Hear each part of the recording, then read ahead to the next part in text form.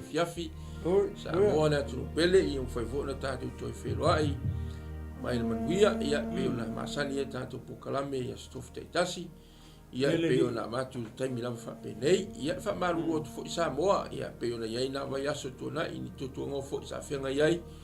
ia le nei wa toe amatalia le nei fiafi ia le inga fo ile tua ia le ta lo fatua ia o le stof ile tua tu fatua le ngata pa ia kalesia ese fai ona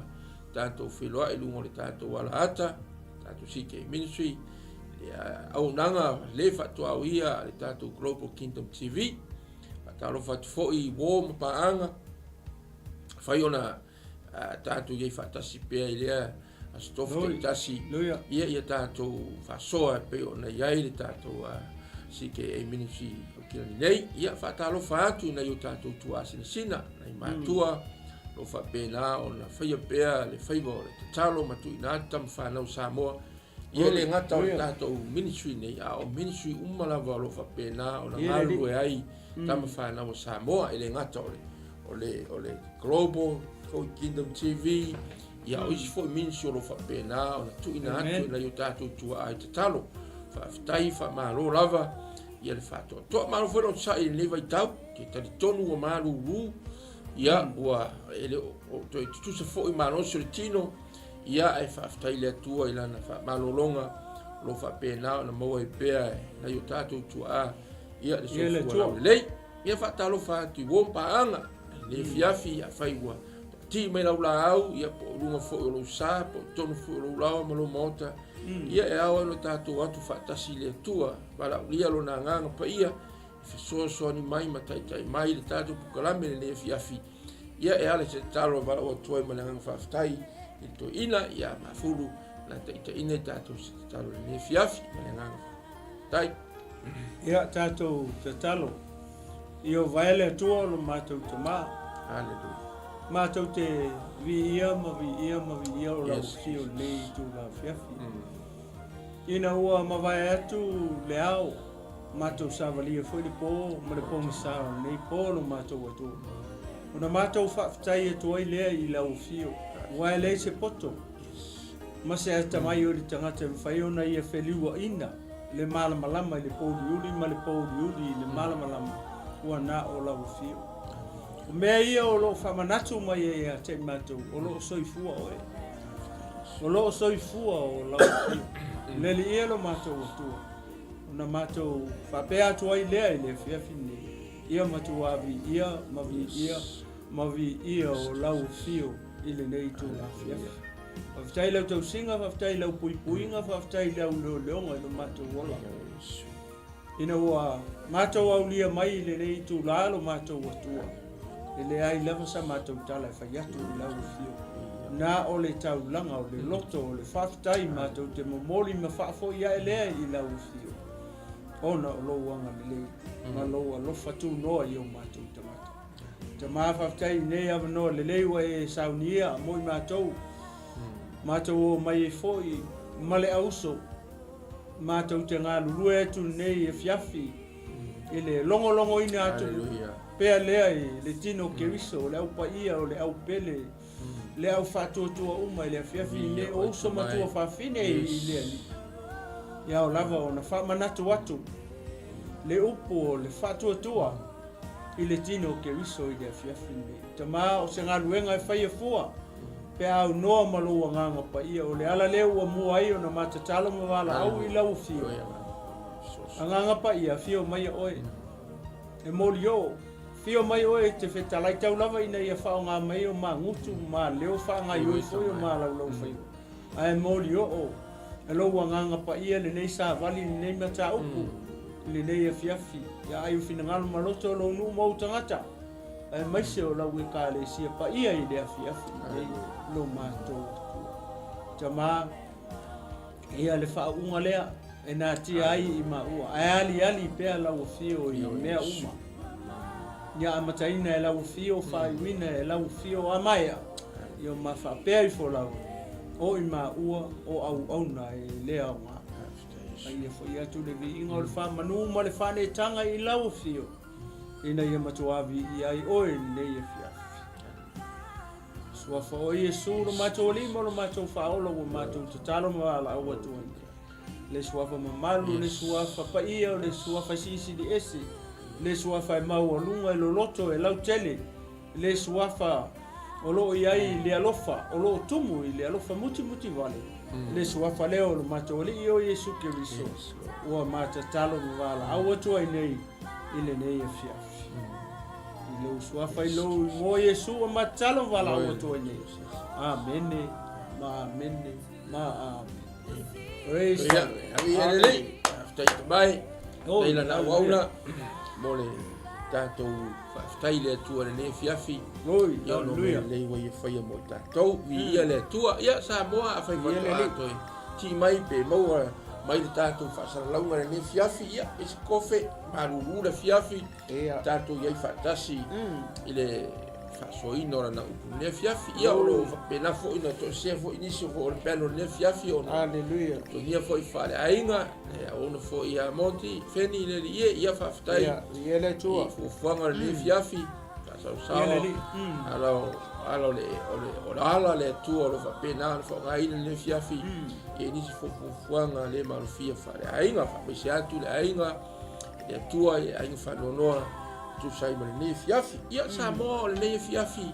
wa mafia tra no mana na ona pe ia ile tato tu si le fiafi o le fata otto ile oana tia po le hidden treasure e pe ona tato iloa glory hallelujah ia wa fa nga ina Iesu ye fo i vai taimi e saunoa tuai pe fa matala ina tuai wingo le malo le langi i le taimi lea o lo iai tonu Israelu ma tua fo i Samoa le atu pele e le o sesi lalo langi o lo tusi ei tusinga nei ma o onga nei Iesu tonu o le nuu o Israelu le tele la o taimi ia pe o le iai nei fata oto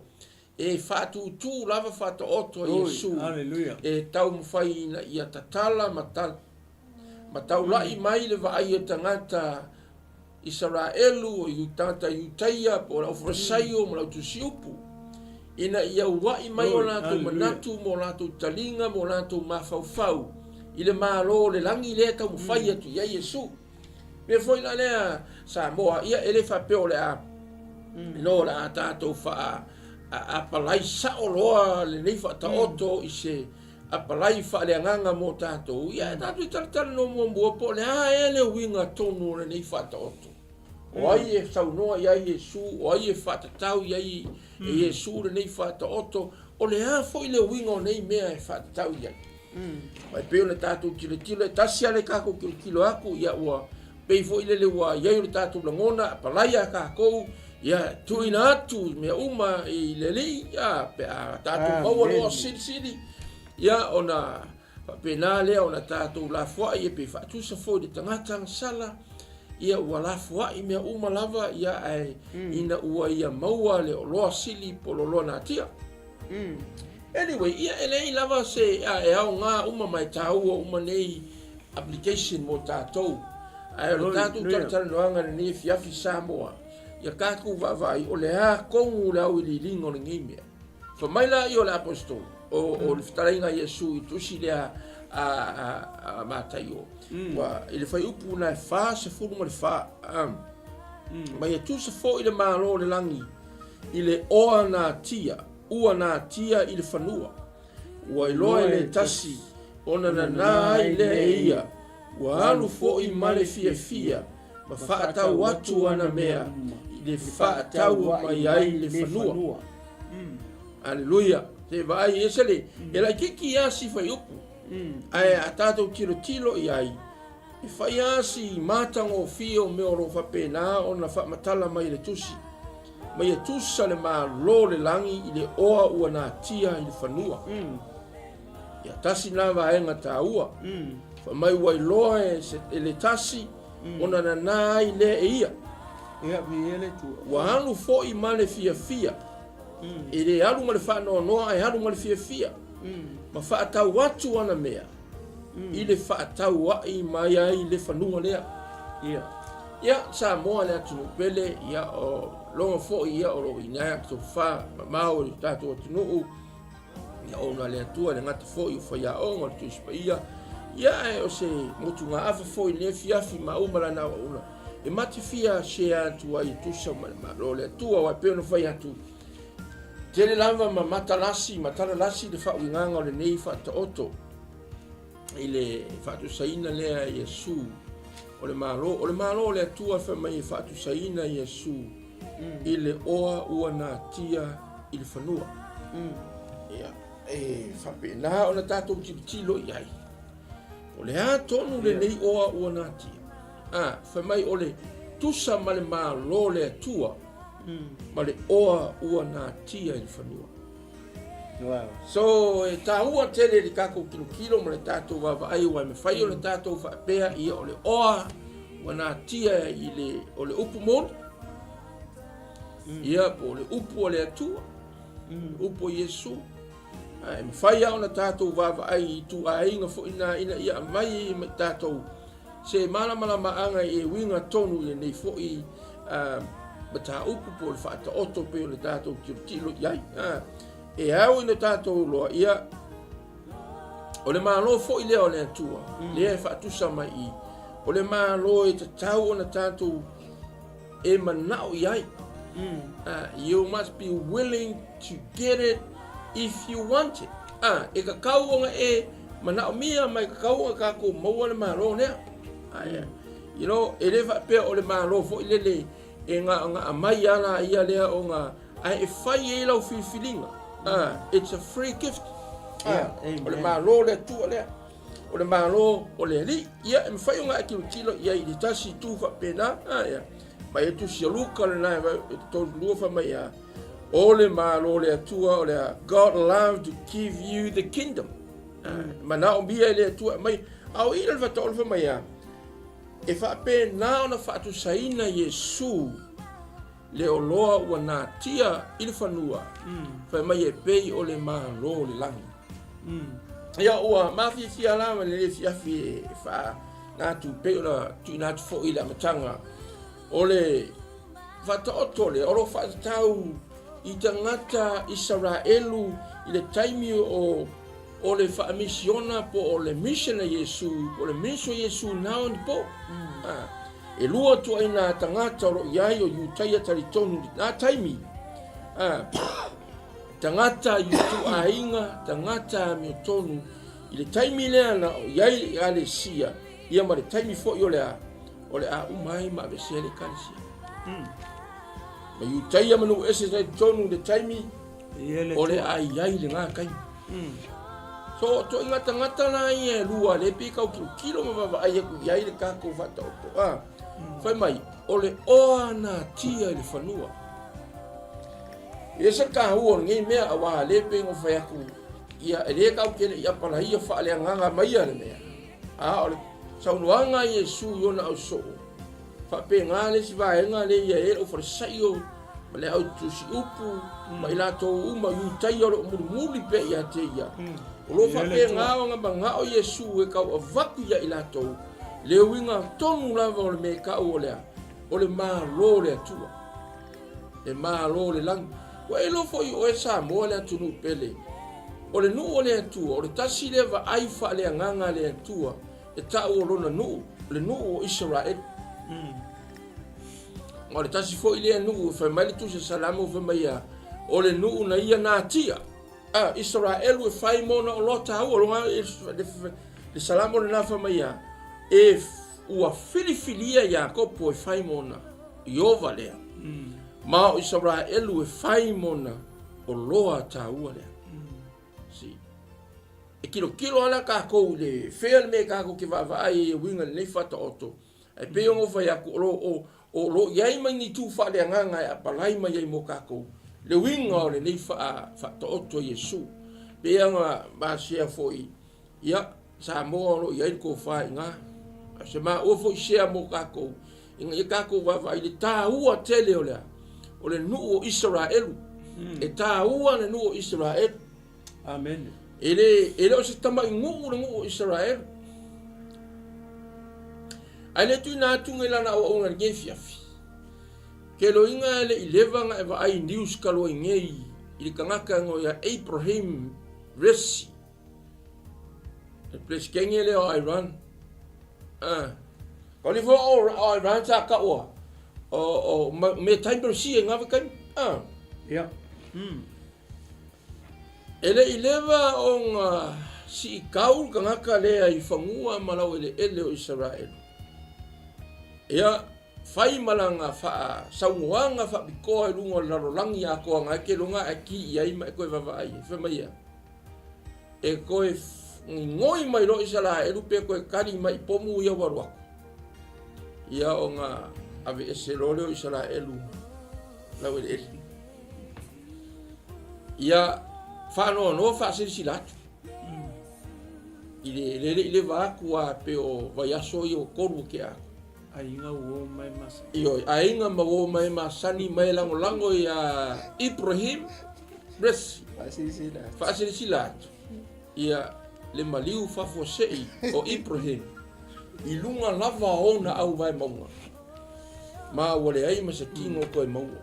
wala ngia ya me time bersia ono le tala fa no le me foi leanga o le nuu leo le atua Israel wa tu ai Ibrahim le se le malo ile le ai o se fato faanga ma se family service lona ainga ona ua ia fia si tau le malo le atu ke lo Israel o Israel le hita la tispa ia fa mai a kangor kangaka ma fai tangata se be ya Israel mai waku kuir kangaka le mata o le atua bawa le o le me o le pori o le tangata e makua vidiki ngare kangaka pa o nga pa ia no le ai bol le mak o le kingo a tu ele ngila ke le ila ki su kama ingi pa oro lima pe fuki ro uru ke le ila a le mata wa vai na ile serious ke le male tu mana fa ma o ni no no me foi la le Samoa ke lo mo le sika con kala ngoanga le siki ruma fa makala kala ni si me winga le me le kupu manye Iran o e ka man kuar kala ya na man o morate kai ore anko le ri ile great anko le ri ile walking ile ngo ki no mo me vole Samoa le wala nga levang vai mai sikio le ala pe wa ya ni o kanga ko ngwane o kanga ka fo ile wala fa umi ma kala o le nuuna tio le tu Israel Samoa la ngai fo isi fo yala ko kala la meni kala fu mo Israel ba pena wacha le no ngi le songa ma fa pe o le a o ma ka kalo la ngai fe ngai le tu ma Israel Abraham fo ma ya ole o kanga ka fa manguia ya o Abraham o ke fa manguia ya o kanga ke fa ma le ya ke o Abraham Israel e fa ma o ka kalma ni va kale o le ngo ka mau tangata yutai Israel o ka kale o Ibrahim le wa vea makanga ka sili o nga si taua ma fai o me foi la le Samoa awa longo winga pe mo se kai mi ka si ki e si foi kai mi ngai va yaso ka ko ke o nga i wa kelo ngai meia tasi le me le lo na tia ko kongo Israel i so se ku e fio le lo lang yo ka ape Israel ele loi ka ko ala sport mai ele tua me o yai Israel i fanua fio lo na tia ina le tua lo preserve ina le tua ila to esa le angole lu no fili e foi la le fa vetai fa mano ya ila to ministry lo fa pe na le talo mo Israel i fa pe nga vo ma ko mo la usonei le fona ngalo Israel la ngole nu o le tua na tupu mai ai lo tato faola mai o le faola o ga ko mo faia ga ko mo so ai la se ale fi ka lo Israel fa mai Ibrahim o le afuru esela la makwa white ese Israel ma le facial ia la mele sa o ile o ne ya fa no fa sila o le ai mese tino mo Ibrahim talu waile si tawa o na o liu Ibrahim wei o fu ia na sunga ara ese ka o ngi me o ka ka ngo ngi lu le tua e pe nga ia se o punge fia o pe nga fa malo si au mo ka ko ile nu le oana tia le fanua ya tele o isi mau Winga fale nganga fa penganga para ye mo ka ko ni fiafi. Ia vi ia le tu le nga le o falongo mas ko mas tu o le wa e wa ta la Ibrahim. Ia. Ia. Tau fia o le tite foi la sa o talanga o le musele no o le tu. Le tasi se tangata kom fai foi le wipe out isa la e le face of the Ia. Maka mai ai o le taimi foi le o farao. Ia. O fupolongo ai ngu fasela o. Yes. Tau sala makonga ka oe. Ia le atua ia apera mo la fia ngai ma apera mo mai te mo le kene se suli. Ia mai le atua. Au te au mai foi le ngu fupolongo ai le fasela tau sala. Ia fai nga folfolanga le kai ngai se mose. Se fanga mo apera mo. O nga ka ke no mita uti o le atua. Ale o fa mai nga ke au mai le ngu. Ai le se ngu. Le se ngu le se fanga o apera mo. Sana kia Samuel. Iyo. Ale o fai le fenga nga ai ka o le ngu. Ai ko ka o fa mai ngu polonga i o le ngu fa la tau fa. E o mai male o. Ya le yo tala masan. Ka ma fai ia farao le wipe out ya. Ya na o to malam nga me ia le fai. Nga ke le me fai. Ia mai foi la ia o le tangata foi le o ha manu. Ia. Ka foi wipe out. Ia le me fai foi. O i tātou te loa le matautia o le atua. Malanga o Israelua. O le a fo i le e te loa le tala le atua o whai a Mose. Alo e whai a Farao. E ku mai lo ungu e o la uru makua. O Israelu o la uru matua. A le au kuala la uru makua e alu. O le la ula koe whasiokia ngā uru makua le nka ungu ara kua le atua. Makua a maka mai ale makua Farao e o ai mangu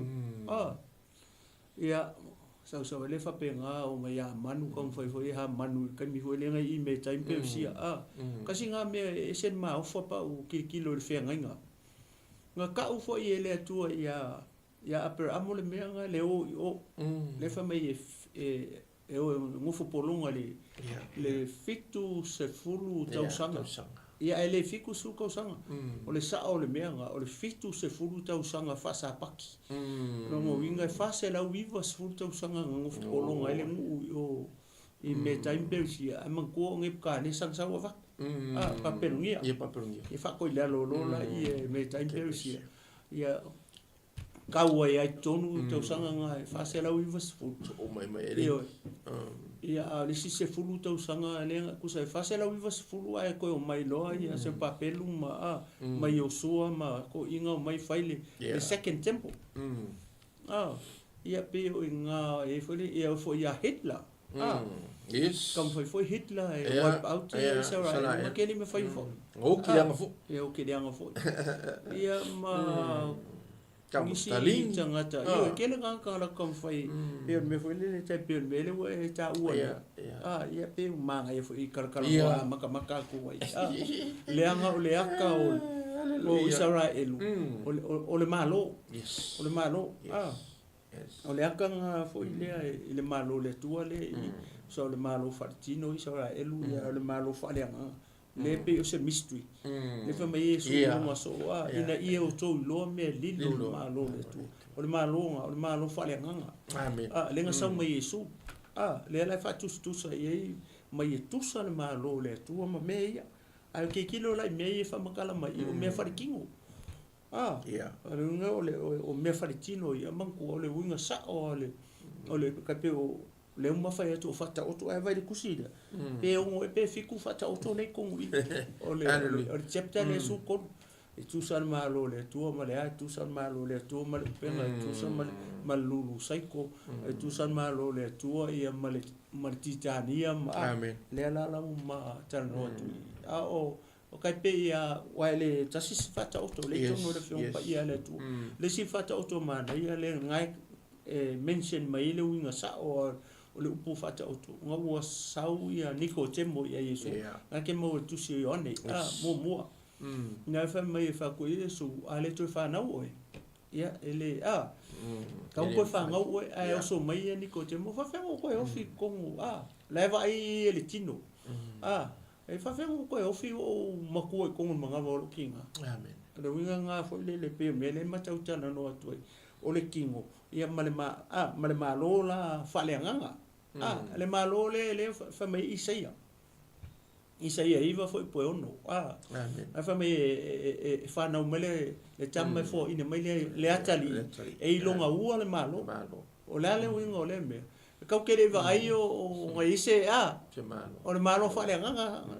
le nga fio mai Yesu le nga o le malo nga le loa i le matang malo fa le nganga nga le loa ia akama e vanga o sana le malo fa le nganga fa fe ka ko lo le malo fa le nganga sa ye a tamma e ala fe mai fa mai sa le la va ai le loa le si ma le si ala kai mi nganga salai ko ai lo a tamma e va le la va ai sia le nga o nga sala o fio ese le mamalu male pa ia le sa ye o le tua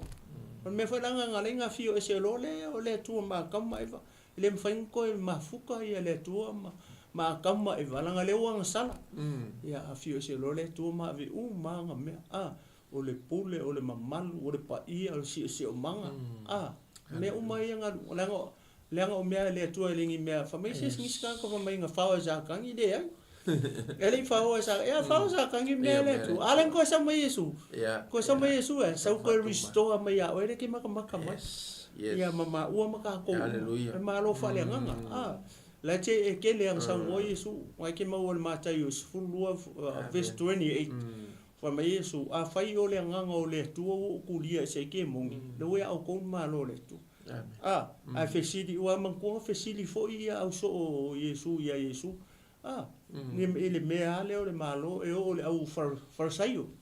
au farsaio la nga ke mo ku tsu nga lu nga fa ku Yesu ele o mele malo male va io mata nga wa ya ko wa malo la lo winga nga me malo fa le nga le wa ya ko ala nga ku nga ko mala o ko kele karia le fa ko karia kupu la nga le o mo ka penga kupu ya le awala foi le te talia ile fa tu le mele nga mali wai le taulanga le nga mali wai le tu inga ia ola o ma ngalo ka ko ang sala pe o le haleluya o malo fa le nga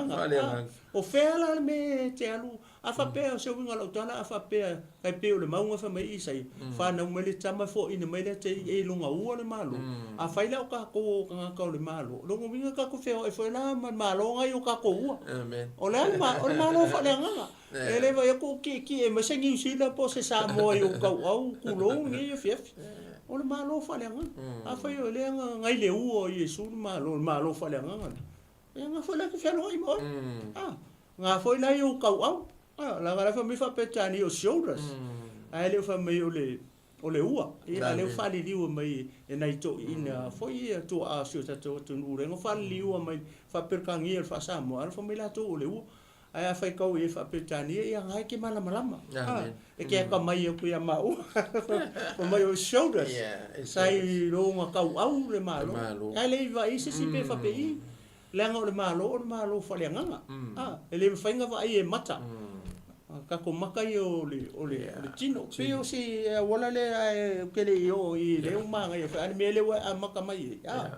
ya ta o le titi e maka karkan ngore ki foi ka karkan ngore le wingo le malo wa nga ka o le malo ya ele o mala longo winga la o a fai o tatu talia i le tupu le na sa o si tau langa foi le wa mangalo ya ka ko angsa o longo winga o le wa ta to malo wa ka ko kalia el fa ko ko ele ama se so ka ko nga ye le kemi nga ye Yesu ar ka ko fa longo le upo le tua ma o inga ka ko mo ka ko kari kong le upo le tua le ala wa ka ko kalia lo ala de fa tua o longo winga o le malo le wa ko ko ka ko o fe ala le ka ke o la yo ka ko ka o ke longo fia tanga te alu malo ele para o vale ele fiola e la kuma ki voi tanga ta matua ma ko inga i lungo la wala ele kipi ka vale ai sia le nga o lai le file mu nga kasinga vai nga foi le malo e alofa e oli e makalofa e file mu pai o fuanga ole e kaunga manifest mai malo I fafo I lo soifua I mama ua fo yo e le alofa oli file mu o ngosai makalofa nga leia nga malu le nga ia pai o fuanga o le malo ai vai se que Cristiano foi pa se skanka e fiula vale pe ele file mu a fia kama le ono wi e se la malo ngai le uore ni e vi ele tu ne fia sa u faso ko le maku faku e o kai pe pasta ese lo fia e que faso foi le malo le tu o ese foi lo fia o que no le malo ele vai mata ai me fai o manifest mai ile o langa o tangata o langa o ke usiano ma tangata fatu tu haleluya e vi ele o kasi le pe o kasi le manlau ti Yesu o ka fai le ko ngiki aku o ia ile malo le Israelu ma le malo le atua le o sau mai ia ile no o Israel ile no o le atua pe yang ka ko ia nie fiafi sa mo pe nga ka ko fai tau ia e pe o nga va fo I ma u fo I moku nga afanye fiafia ile nei fata oto ia e taranasi I le fa winganga ma le apalainga ai ole ma va ai e winga nei fata oto o le tasi le me o lo tamu fa Yesu e fa ilo atu la fa sayo nei ma kai o mai taia fa ilo atu ai o la tou o le oa natia but amen o lai pongisa me nga fa mai e o so le ya Yesu Yesu ra me kalongo ila wali ila o e kalongo me ma ko fa Yesu e ala ngo la ngai e ka ngo fa kala e me la ngo la ya lau ke le manga nga o lo me mo ile e manga o fa ya la ko lava loto ya e le fa pe na wa ka ko o fa pe nga se nga vo le ma se nga lo Yesu no o ka ko sa ye ma ka ko fa re nga ko mai u ka ia mai sala le lo ngo Yesu o ia nga sau ai lona no fa mai o te ena lola ia lona no o nga mau wai le ka ko mo on o Yesu o le foi la ka mo fai a Yesu ele o ma ke pe o se ku pu me ia pe ni ku pu va ka ko ele o ma ke ia nga la va o ri fa lo ngi what's he talking about? Ai pe vo yo nga ka ko mava ya ku fa tu sa le malo le tu ile ona tia ile fanua fa tu sa ina pe ona ile mava ai ile tu sil tex fa tu sa ina le Yesu o Israel o le tas o le nu na tia le pe ona fa mai salamo na sala to lima fa ipu e fa mai wa o filia e Jacopo e Jehova mona o Israelu e fai mona o loa taua. See, a special treasure. For the Lord has chosen Jacob for himself, Israel for his special treasure. O le mefo ina le kau kilo ile alofa le atua I lona nuu. Lea e kau mo fai a Yesu inga ia fai a se fata oto. Pe ka kau ngai loa la wali I le mea le o fai aku ai. Ko ia ia longa o so o wae uma o ko fai loa la imu fa manino fa matala le le Yesu ia. O fa ta oto la wali ia la ngai fia skola. Mea na le fe mai ia tala Yesu lan sa unuanga no fa mai ai ala ko le fia loa. Ia la ko ke le loa I pe al mele. Ai nga o ko kau ko loa. Me foi la le ka ko kilo o tangata. Fa mai o le tangata. Mai ona lui fo no le tangata il fanua le pe ona fa mai ua na ti le fanua ua I loa le tasi ona na ile e ia ua alu fo I male fia ma fa ta watu ona mea I le fa ta mai I le fanua sa mo a kilo ngai I le fa ta otore nei o lo o fa nga ina I Yesu le upu fa tau sell and buy it. E tu langa la mai o le fa o tanga ta to na fa Yesu. Ka ko ke le fa kaua. Pe ka ko ke o fo I fa ni me fo ile le inga I fa kau ma e na hilo ka ko fa o tanga.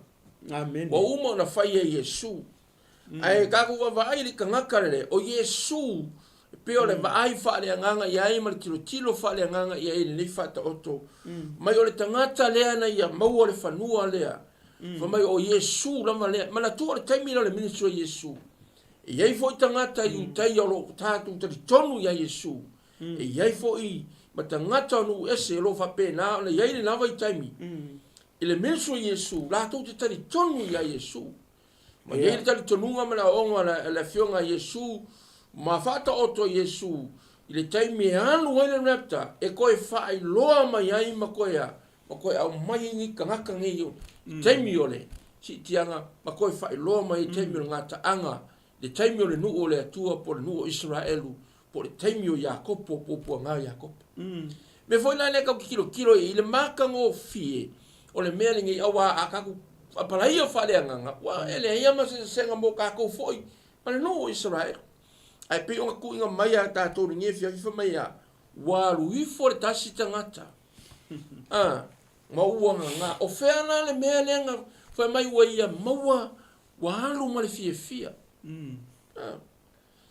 e lo le tala fa mai ya sa fa tau va ia te ia le ma a oli sai ona lu onga e vai la ia le e le ai se si kangaka ia alu ma vatu ma salo uma me uma inga ia fa tau mai inga ole nga fio atu lungo le sa tau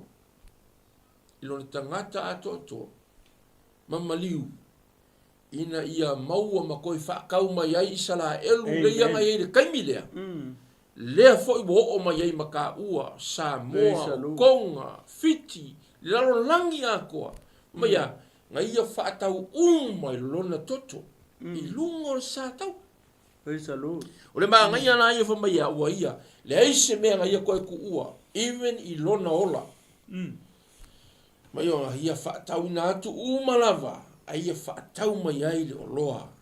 ta ua le e lo Samoa o ka ua le oloa ta ua le tu amen ma ku vole ka le sia le ku ai la tika ia fa mai ai Yesu fa kau mo ia te au le oa siri ole upo le tu o ka ua o pe o sa unona na una tasi le me ka ko ke oli me fa fita ia ile atua le ka ke o ma avelo na malu amen i to tonu ia te tato si e po ai na ko inga fa inga le fili mai e ka fa le anga ma fai mai ma ka mo fai e tinga ia le marolia la ala fa mai o angi e siri le o to tonu ia te tato nai le fer le la ia le me voi le le o mo ka ko ni fiafi ia fa'ataua inga le malo. You must be valuable the kingdom of God in our lives. Yo tato wolanga. Langa a le fa'ataua ina. Ai, vai o le tangata le nga luifo. Mau o le fanua fa mai a. Wa halu ma le ori. Ma le fia. Langa a whapea o le kako whao kanga nga whakau. Yo le fa mal tusi e feso fa mai a. Le ai ele o ni ngā luenga ne imita se tasi. Awa o lana ngā luenga i tato. A o ka koua o maua i le alofa tu noa ia ke riso Yesu e ala i le whato atua. So kau kere whakaua le kako whaotanga. Kako kere whako inga ngi mea ia maua ai ma na elu kako whaotanga sia o mga whai Yesu. I lunga le sa tau. By faith. Peo ngā whai aku. O le malo, it's a gift of God. Ke mga o ia. Ke mga o foi au ia le malo le li. Aya, mai lai ko kongo ka ua. Po le a lava whainga le rangi. Foi e lua ai ka ua. Ia, ke whai aku a Samoa. E mai e su leo le malo le tua e le peo ngā ai maka. A o lo i to tonu ai a tato. Lo i kongo le au soo i ngā vai taimi i peo le tuse i e su ngi lava saunoa. Ia le vokusi mai a kako ngi kai. A wa o kako, o i o le tongi ola. Fa mai a le tala tuspa i fa mai a le Ioane le mu fa mai a. O ia o le tongi ola. E le ngata i le fa mama ai o nga sala a pekelu, Yakopo, ma Ioane. Malona o so, ma iutaia na ngā vai kai mi a fa mai Ioane. Fa apenga foi lato, ma i kako ngi. le lalo langi ato. Le nga kia le whanua. The world. Le nga kia i le oroa lea. O kasi whai ngā mea ai fu mo kako. O le ase kaimi ke o whailo wola mo le li. Ia eiloa. Ia kuu ako o koa lo tātou wola. Pe a whai e whaka ua ma e makua e whatawa ina. Le tā ua o le mālo le li. Lango isi e kia i ale mālo le atua o ngō mea ai. Ngā o vai ingu. O mea e le aise vi ingo le atua maua ai. E wha ma amuru o iama. Ma le wha kaua inga le tā ua tele o le mālo le li. E kaua kele. Aisea. Le anga whailanga ngā sauie su ma whamaya. Walu ma. Searu ma mea uma. Ma whaakau ma yaile o loa lea. Whaakau ma yaile loa natia. Longo inga ya. E ka ua kere ka ua. Le tangata ngasal. E ka ko mau ho ile le ma sain ka ko lo ko le ane to. Pai poe lima le onu mal fitu fa mea o fa pe na ona lo fa mai o le tua. Ile na lo lang. Si vai the whole world. Ile nga ka le kaimi le nga na tu si ai. Ai o mai o ka ko kaimi. Na fo ina mai ai lea. O le tangata le nga luifo a inga ua luifo le fanua le ma maua ma ia i loa le o loa ta ua le. Ma ia, seal uma mea uma. Ai whaatau mai ai. I lunga le satoro. Ma whakau ka ua le toto Yesu. Amen. E leise si meo tutoe Yesu nga ave uma e o na ola. Wha mai ia, o lo e o fo i lava i lo na ola. Na ave uma i le satau lo mea uma i whaatau pe whaola ina uma ai le lalolangi. E whapenga fo i lai tātou. Tangata sala o e mau. I tako uma. E o i le lalolangi ato ai maise lona nuu o Israel. Whawhetai le atua o lo amana ia lona nuu. Kei lo e ke lo kaimi le nuu lea. E ese le whalonga kā i le atua. E i kaimi lako ke walatou. O ea kaimi ngā lako le makua ia. O lai e tusa matu la fono le atua. Ai vai oe. E whai mea ngā le atua e lona nuu. Inga ia manga o e koe au mai e taimungu. Me wale kalo mo Israel. Kalo mo aunga le atua. Talo le nuo le atua. I so se me tu luinga wa vai e. Pela kako e foi kako kara le melengi. Mai, ele o mo ria me e fai e pare skinga. I o i maisi. Le o mo ria sainga maisi a kungu i arako. Fasio ka ngaka la e fai arako ka ngaka. A o le ngō le atua. O le ti fen ka ngaka e whapenga o whaasauwa ma fili. Ia, le raka woa ma mori le langa ore. O le fili o le atua. O fili o le nu o le atua. Lea e kilo mai langa lako ke feika le nu una fili e le. Me voi le Samoa. Ia ka ua kele a te tātou. Langa o Yesua nga fio mai o nga ia. Maua le o loa tā ua lea. Si. O mai o ese ka ua mai o le upure i Yesu fo mai a. Ua alu fo i male fia. See, give it all. Everything. With joy. Me alu male fia. O ngai o lai mangaku. E iai le mea sili male tā ua lea. Le taimi muli ai. O lea ia whatau nu inai. Ave lungo le sātau. Lona ave umai le li. O me fo lea e lau sunga e aga. E se ka a kakalo le mano ola. E umal por ngi o kalangoa. Ia e. Ngako ni kami lau sunga. Nisi fo i mea ka ua palai mo kako. E winga lava i kako mka upungi fiafi. Ia malo i ele tua. Vai foi le fata otolia. Le mate tantara no atu e. O le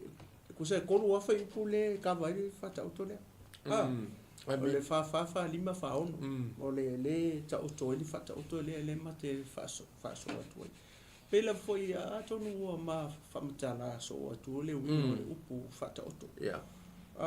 Le nga famatala e suia Nicotemo. Ngake mo le ves ione mo mua ves fululua e mo fa pe Yesu a fai o te fai atu ia auto i tala le lalo langi a ko le karikongu i fa fela ko karikongu i i mea le langi o no wingo every stories ia le amai le anga o upu ia sa tele na fa nga Yesu te miolana ministry e mana tua o upu leo le fata o tō lai langa perfeka mai i seia e tautala Iesu i fata o tō kako vava ai lai o upu i ena a whailele ma whaungai Iesu i langa ministry e le malamalama i sesi ngai e o ai so o Iesu o lenga fesilia ye le i fo ipu le fulu masukas ya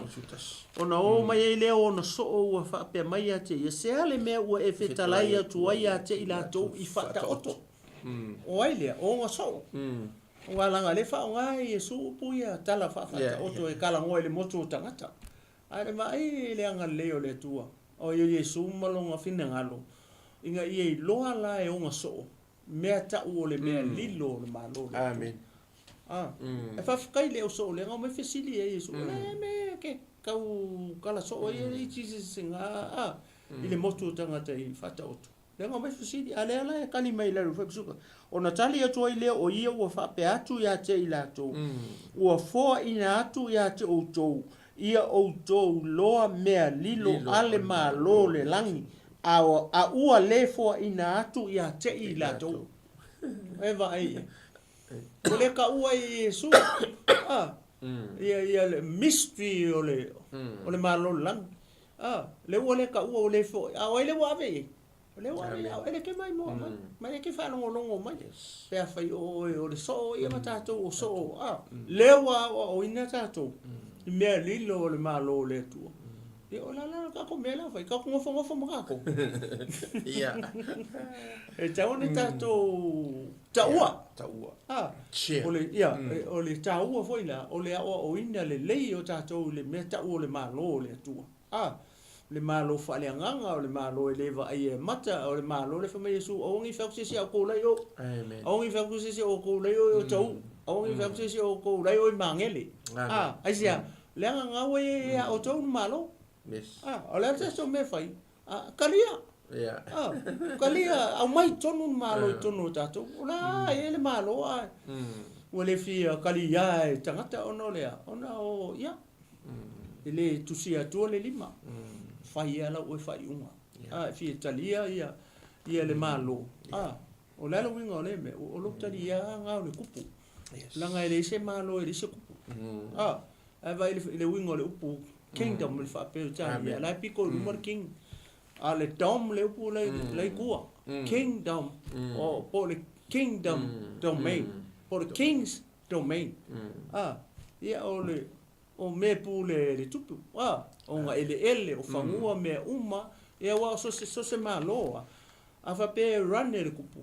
e pu le kupu nga le kupu e run ko akasi le kupu ia me uma o le malo pa wale me o le mai fieva ir kupu po le se kinga ia o kupu le ke mo tele i tala o tupu ma ia va ko le mamar kupu ia si o le winga na foi le pio le mele le mate tata no to foi le winga le maro le tu ala o fc le tanga to le ia o longa kupu le nga sa maliu o vai le mea ko to e fa fo i mai to e mau ai le malo na mau ai na o maliu le alo le tu o Iesu Kristo nga fa pela le to e a wina mai le tu lo na alo e maliu ona o nga sala ka ko amen o ala ila ka ko e fengo fi e un tato mo i no malo le tu nga ka ko kalia le fa ko ele ma se o ka ko ka u le malo le tu vale ke mi fa masingo ai Iesu e pila ala ka la Iesu foi anga fa pe mai la longi o malo e ka o e la via ia o pe ia ngisi u pa ko refresh u punga ia le malo le tu ale e ka ke le ka o la o uma malo la o uma ka o Iesu le taua inga ia mo ka ko malo fa le nganga malo le fa mai sai le u o ka male le ala fai mo fie pau or cha to me fai so le fa sa mo le le o ta to o ngi fa se o ngo le tau langa le nga ka penga ele tupu pa le ko fa si le pero o sa o ko po ka e fa me so me ngare o sa o tupu takata yutai ai lai ia so se malo ai lo kupu so se malo e lo na tu vai vai foi puia e le mo ma fai tu hoile ne winga foi le upu le fata oto le fa nga yesu le ala ka pe fa ka ko ia wa pe o pe fiku fa ka ko le ko o le chapter le su ko pa al foi pole fa lima fa o le ta uai ia le me ta o le fanua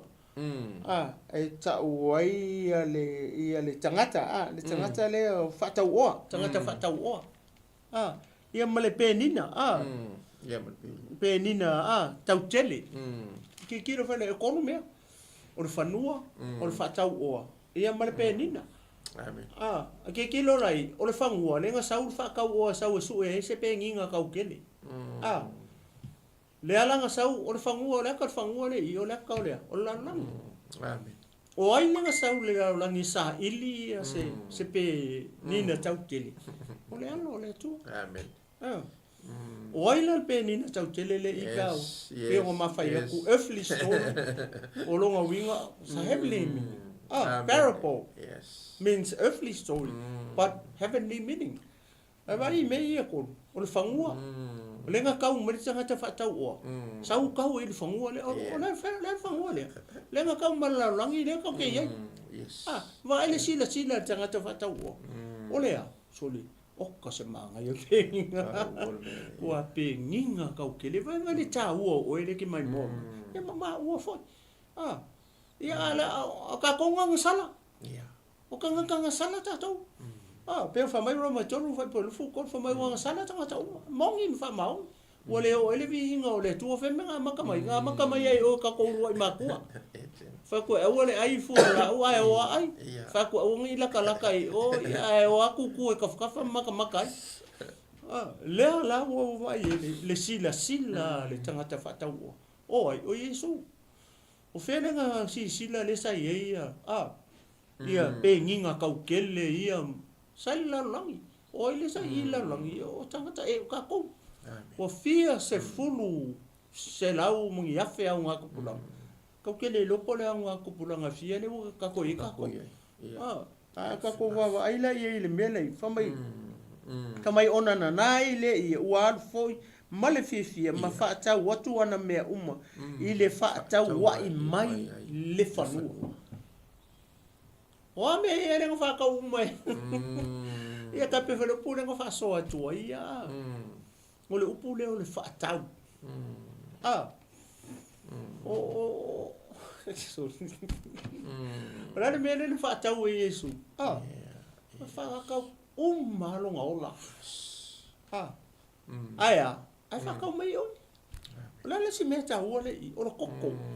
o le toto ta ua o yesu ke viso nga fa ka we ka ko ele fa ka ua ka ko ngi midionga ele fa ka ua ka ko kupe ni sila pon kupe perkangia po ale o fa tau ta to le toto pa ia oi o le fa ka o le oi o yesu ke viso la nga o le tala fa ta oto le mai fa pe o tala fa le la lo langi o tala fa le kingo but its meaning it's heavenly meaning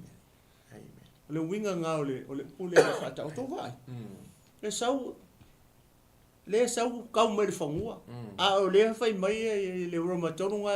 wanga sala tanga ta wanga sala la langi ai sau yesu ki kilo mai wow ole le na tiel fanua o ai le ke mai mo mai ma o ka ko kanka le sila ale allo le atua we are so worthy precious ka ko umai ile sila ma fo no mo fo fonga ole vai vai na firma nga o yesu ya ka ko mo firma nga o yesu ya ka ko mele le wa lo fa ka uma nga me na lo o mo ko ai ko uma ku longa ola ko ai empty ai yesu himself longa kingo la me lo ko i mo kingo malingi masa le toto o le tato o li o yesu ke inga ya na sa na fa ka we ka ko amen vai le le mele le mo ah ya le o de so mo mai tu so fo ya mar tanga ta fa ta o ka fa ka o fe le nga ka mai le fangua le ka ke ai ale ka ko nga sala ai sa fa ka o ki kilo mas wow tol ma nga ya kele ma ai ina o le mau la ma nga ya kele vai le pe o le winga nga o tala fa ta o tala fa le la langi o tala fa le tino o longa winga e winga fa le langi amen e winga fa le langi o tala ia fa ta o to le me kene nga fa o nga e su le moto tangata ia o foi le so ra foi ngi vai le vo mai fesidi ia Yesu amen ina ia o to lo me lilo ma lo ia winga la ia le o ta to lo le o ta to mo e me lilo le malo lang e me lilo le malo le tu ala ka ko me fai ka la ni malo ma sila vai ona lu ile o ia o fata watu ana me uma ile fata wai mai ia pe se ole ko fa so ku pasta fo ile le ma ngai ke le mele la langi ma Yesu ma ka ko yes se le ta ua e fa taila na una mole toe fa malo simulmuli o tali tonu mai oi ia ole la ngona fo ile ta to uma ni fia sa mo ele tua ele o ka ko o lo ta ua le tua ile ngata ina veolo na nu o lo ta ua ta to fo fa mai na lo fa mai o le tua le lo langi mo fo ina mai ai ta ngata le na savali a fio i fo le fanua le ma ai o lo ta ua o Yesu ia fa mai ona ia sal uma me uma ai fa tau mai ai le fanua le si ele ngata inga fa kau ele ngaka o le loa taua ai o le fanua ako o le lalo langi ato ka uma ngi ai ia mo si le fia samo o le olo kul makai fo e ka ko lona ma lo il fonga ele ngi ile fio fa tupu mai o le mesia o Yesu o le kala ngaka le Abraham le ngo ki lunga le mau fa mai o le a wai pu mai Israelu a ko male ngo foanga o le tupu siona i o la me ku i o la o mo alu e le kupu ni mea nga ia fai mai aja la ngo le atua pule me o me le pule ia o i fo i la ngo foanga le o le a ka ku ko kilo ma va ai e tato me a fai le fio mai le sitianga ma happen si kami lumanai ka ku ki va ai e no foanga le ole no foanga le tupu ta vita pe o kilo fo i mako va ai e ka o siona le sa ai ngoa fa mai ole no foanga le tupu i o ia ole ana fa mai le taimi muri ole ako e fio mai le tupu ma no foia le maungo siona mai Jerusalema ma to e fa tai o mai me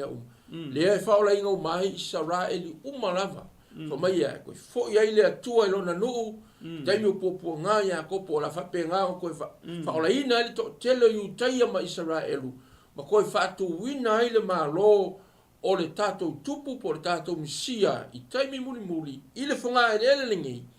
mai Jerusalema praise the Lord wale ni kai amen to titi lava e pe ole le aungani aku ia ma talo le ka ko po kalame ia share le malo le atua tala ile malo le atua fa nati lau tala inga fa mai le lusul fanga ma tai o pe ona avatu pe tato po kalame ma ona le atua pe sul fa mai ele tale at fo ile nei tala le o le malo i atu lau uma manu uma fai mamoli mau o mai ai leo le ngata praise the Lord ia o fisili foi mo tato ka ko o ka fai e po le ka ki fai yanga koso ka ko vai o ka o mi e ka ko po kalame e ka le sia o le fanga ki ngaki le tala le alu oi pe yo ngo ka ingo foi ma ko ka le sia ele ngaka i ko fa sa fel me yai nga luenga a onga la kapi o fe lava le me yai ia ka mo fai mo mau le tupu malona malo amen la nga lewa o ya ka ko malo ya o vo le ya se le mika i songa malo ia le vo la o le aso fa mga ko ile fu o Samoa la moanga o mo foi au kilangi ngei la ngai mimika ilo malo ai ale malo le tu amen e vai ta o tangata le fa mai o tangata po Yesu tala le fa mai kilo mainga oka wow you are precious ka ko uma yeah ia so fali me halu mo le fia sia le wanga lo ingole me ka o la nga luenga la le fai ka foi la ka ko fa pena foi tato pe o fa la nga le fa pe ka ki fa ka o mai le fa ka nga mo fa Yesu e tato talia le fa tu le nga o la nga luenga i tato amen me foi le ia pe o sa no la o ne fia ia tato fa na tinati ia tato ia a kele nya o kala kele le malo le tua malo fina ngalo le tupu malo le malo isi mea ia fa le kiki kalango umi foi loku ala umi kalanganga le fionga de upu al tupu malo le malo sala le ai le lima mingu ke la unga ia ai fa ku la kalango ai kalong ia Samoa na tunu pele ia le tua na te so nya kwa le ka ko lava si ke ministry ni fiafi ia nale ai fina ngalo ta ko lima ta ko wofa tasi matato wa tala yatu tala le leyo le malo yatu la uma fele me ke ya ya ta ko wo pisi na ya ona le tua ya lu oi le o le tanga loku ka ka loku ka ko wo ka ko alo fa ka lia o la fo ia fo isi me o fa penga o fe ngai ma ona le tua ile ngata ole upu mare prepeinga fo yo o me o mala ngal ngale li ka ko ngi ka ko wo ai mo wala bango fi ku solva yaso fa ngal lima i kula pe valu kula yaso ya le siongo kula po ia we ringi me fa ya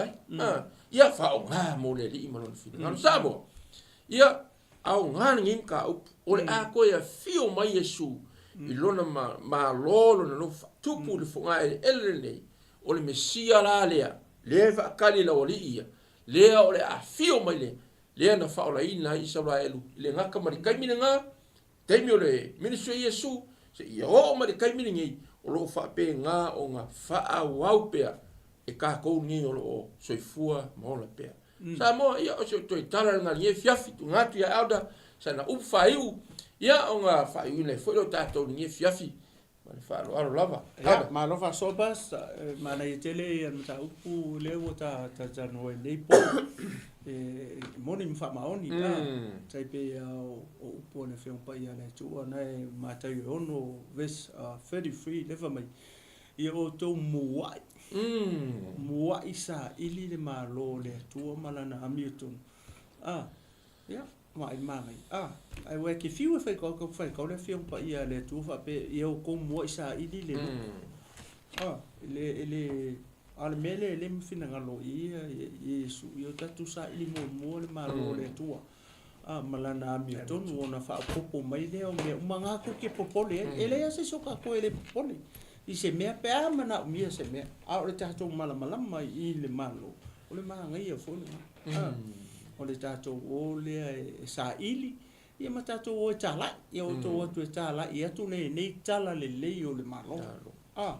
ia ka te foi la fa mai mata yo ngai ono foi por kon ia to mo isa ili le malo le tu se a mention mai se upu fa pe ngai tonu le fion pa ia le tu yo ko sa ili loku ma moni maule loku pe le e anga upu le fa mai Yesu ga te upu Yesu ia peteu o te atina e foi la u e ka le sia e lungo le nei papa o te tu o ina tu fo ia te o e ki o le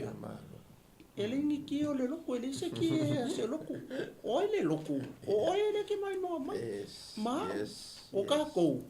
o messengers o le message is all about the kingdom of God o le fe au le malo le tu e ke loinga fa mai o te ati na e la u e ka le sia i lungo ngi papa o te avatu fo ia te o e ki o le malo o le lang ele ma fai to o se o nga mang malo mai langa nga wa ia o ki o le malo o longa winga o le malo ia o se malo mang malo e foi le ngasa ngo ku pasta ile Roma nga sufa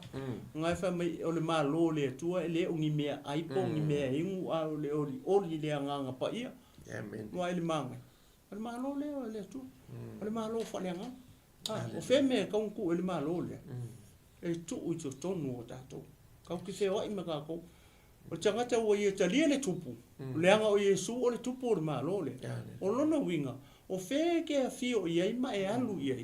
ngai ko kongo e le malo amen ai sea langa lenga e kan lia ia le tupu male fa o la tanga male tau langa lenga maliu o le tupu o le malo ngai lungo sa tau le ko kongo ka ko o longa winga o le ka ke fio i ma le malo le tu o mai le oki ma le vala au ia ke lo le ia ne anga ka ke le o i se roku o mai le oki ma le vala au foi le ale atua e ka ke le fe ka i se roku o fe ka ie ka ke fe ka i malo fa fe fa maungi o pure fa koi a fe ka le matai o e lusu lima foi po e fa su fa ngai ngai ka o fa po li tolu ngai le matai o lusu lima le fa mai Yesu ia e nga u fa le mai o ko ile malo e fai mo tofi na fa vai nga ai le fai la longi ele fai le tua se loku ko ke ho ye pe o ke mu o la me ka penga ele tua mo ai le fai la longi nge ka ke fa long ka solo ma ka ko ula vale solo ma fai mo ele tua ma no amen o longo wing o nga ka ke ho ye le wo fa longo me le fingi le ma fa so e ka ko ye mo nga amen la ngor fina ngalo o le tupu o ngi fango se amen ai vai fa tau foi ile matai o lufu lima ngai uma me lunga ka mai nga fai foi ele tu le pafi mo angelu o ri nga ai fai mo skanga nga fai ni malo mo tangata ai fai le pafi ma le ori nga kuri mai lu falling in o longo winga ia sa mo nga o se kuku aku yo ko ele fai le pafi ma se oli mo ka ko mo tangata a fele me nga fai ma ka penga ele tua mo ka ko o le malo ai le se loku u lo nge ye fiaf ka ke fei lo ai mai nga ki ia nga me la lo nge amen ka ko tino ke ya pula ka ye pula le mo fai ngoi la lo nge le me le ka kala i en malo le tua au ngi kala i se ngo se lo u lo nge fiaf amen ia pe se o le to e faso so ko e pas makango fie ke o sa to mala mo ka ko lo me le ka ke kala ia mane me ka ke o ye pe la fin ngalo le tu ka ke o malo amen ka ke le o ku nga pe le famore se le kale sia ke sawi o fere kale sia ke sawi o ko le ko piko le kasi ar me ka pe nga le tu ai le fa vai ngalo la ngi o le o nga malo o le malo le o lo kofi o ka ko ka penga ele tua le malo fai mo ka ko kofi ai le fai se la wow ia vi ele tu mas sa pa ke ele tu ne hallelujah ia male ang fa lo pasta vi ele tu ne vi ai lava la na ona ia sa boa e atu no pele no malo tu no malanga fa tai le mafuta mai ia pe ona o mai la na fa to to mo tatu uma ni fiafi ia fa ta wa ina ta ua le malo le tu ke lo e se ta ua o le malo le tu e vole na tu uma e sulo na malu ma me uma lava ai fio mai na ia saili ma faola ia le o le ana na tia ina ia maua e ta ua le malo lo fina ngalo le tupu malo le malo le ora tu fio mai e su le tu umi se taimi fio fa no tupu le tatu sia le fio mai o le ano tupu le nei funga le tu ia ma tu fa tu ina siona le lupa ia e pe ona tatu fa longo ia il fenga tu ai ia le o tau la nata mai ia pe ona tatu tole no fo i nisi fo yo taimi mosola i nei lava mata upu ia ta talo mo le nu o le tua talo mo Israel fa malo fa aftai ni ministry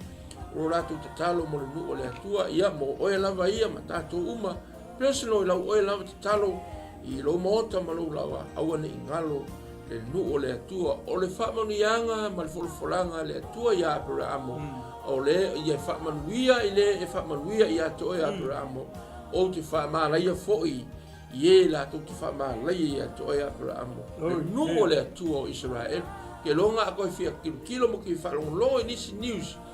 e winga lama i a Iran ma Israelu e maua ngi ka ko Global Kingdom TV yo ya wange i misi ya ke oe wae e oko aku e yenga ko kam ka upu e waku ai ma oto ko ile malo le tau le malo Israel hallelujah i le fina ngalo le atua include ma ka ua amen me foi lea au ngi ngalo ya ke o le atua ma tu ye show ainga tu ye show e kalesia tu ye au na le atua tu ye o lo fa pena la tu tala ia le fina ngalo ye o lo lungo le ala tele ya pe yo kasi nga ministry e fa penga o nga dangerous o le halu do no ka ya ai ka kalo ina ia pui a o le tua i la to faia na misi lo tala ia i meu shopping center ia fa o le ngalo i la to i la tala o foi ni ngalo ia mau pele manosi le tato TV nei o ka o na le tua ai poreta mo le tua ia e mau ai fa au i pe tato ko klame Global Kingdom TV ia ia fa alu watu ai le tala le lei o le malo le tua talo le simolesi talo foi mo le nu tato ia i musila talo mo le tato tunu ia talo mo sosiala o haia o e loa lo mafo fau talo ia au ni ngalo la talo sa moa ia fa manuia le tua nei au na le tua lo fa pena na mafuta mai na yo la tu tua au na le tua nei travou ia nei paanga foi ia o wo mai masani lo fa pena na tu matanga o mai tatu pukalame lungo le tatu wala ata Global Kingdom TV ia fa ma lo le mafuta au nei ngalo nei lava la ata ia fa au wina le fitu aso le yaso a fia mo ni si pukalame wa misi ya te oe ia olo i haipe lunga le tatu TV e ke maua i lunga inga, e ke alu ia inga, i le teleo, lapata inga, telo o ona le atua lo whapena ona, wha soa le upo le atua lunga le kako Global Kingdom TV, malana o unanga. E alu inga ke malo si wha le nganga iai. E ana pongi fo i matatalo matu ina atu Samoa, ina ia ui masau fo i le tato wha mana tuina o le tato. Pesa Lord. Ngangana Samoa, ia ato fo i ma le tato fuor saltonga pe o kako wa ia iai. Ina wa ia so fo ia mai le taimi. Si ke minsi au kila nei ia tunga ona le atua ia ma fatua mai o ma tungalu e fatasi ato ai ma le ona le atua le fai fi au tai fo el Global Kingdom TV ma to te fa peatu manuia ia malo longa le fiafi Samoa tu ina tu le atua mea uma ia e manuia ai mea uma il fatasi mai o ia tatu talo le fiafi lo mato tama langi ma to fa tai tere nganga pa ia lo so mai e mato ia i lava le atua se ato toa tangata amen o so mai o lo nganga e mato te fa so ina ai se upo tasi pe lua lo finangalo ia awa lava le fa fonga lo wa tinu e to ti mata ma to e a ta ia mato le ie i le mato au langa ina ia mato to anga pea e whalau tele o e tala leo lo malo ma o e tupu i whaawa wina le atua le ngaluena na tu ina mai ia i mato talo whamnuia fo i le atua le nei ana ata i o Global Kingdom TV wa lava le atua me o lo malo ia whalau tele ina pea le whale ie le li ie na fo le mensi le li ie o mato ngalu e ai le fo i le atua sike i mensi te tu fio le rolangi le ie Australia ale yatu ia o au no lo fa pena na ngalo lu mai ai le ie o le mato te talo ia mau lunga lo vinga ia ai pa i ti lava i mato le ie pa ia tu mau pe ia o e mea uma ai tu mau pe le fa tau va i mato ono o Yesu mato talo ai ne fiafi amen amen amen ia Oia Samoa, oia le, matuina al foa, al Samoa.